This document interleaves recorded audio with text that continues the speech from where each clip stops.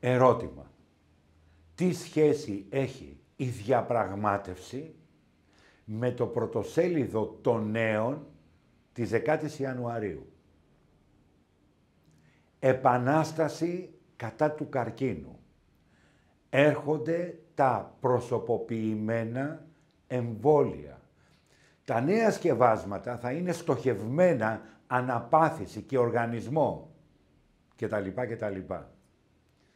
Δηλαδή, με άλλα λόγια, τα εμβόλια για τον καρκίνο δεν θα είναι πλέον γενικά για όλους τους οργανισμούς, γιατί αποδεικνύονται λιγότερο αποτελεσματικά και τα νέα εμβόλια θα προσαρμόζονται στα χαρακτηριστικά του κάθε οργανισμού.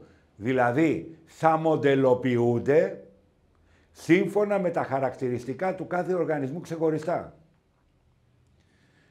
Απαντώντας στο πιο πάνω ερώτημά μου, θεωρώ ότι η πιο πάνω είδηση δεν έχει άμεση σχέση με τις διαπραγματεύσεις.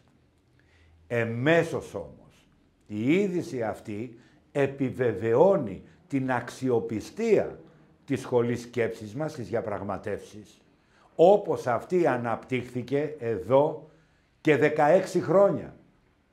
Με άλλα λόγια, εμείς αυτή την επανάσταση την έχουμε ήδη κάνει πριν από 16 χρόνια στις διαπραγματεύσεις.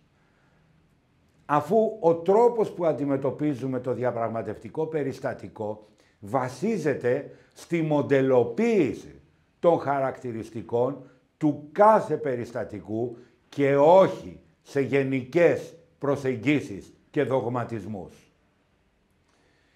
Η ανακάλυψή μας αυτή μας οδήγησε τελικά στη διαμόρφωση του διαπραγματευτικού, του Negotiations GPS. Το Negotiations GPS έχει πατενταριστεί διεθνώς, αφού αποτελεί διεθνή καινοτομία και αποτελεί το μοναδικό τρόπο υποστήριξης του χρήστη για την επίλυση του όποιου διαπραγματευτικού του προβλήματος, με τη μέγιστη αξιοπιστία.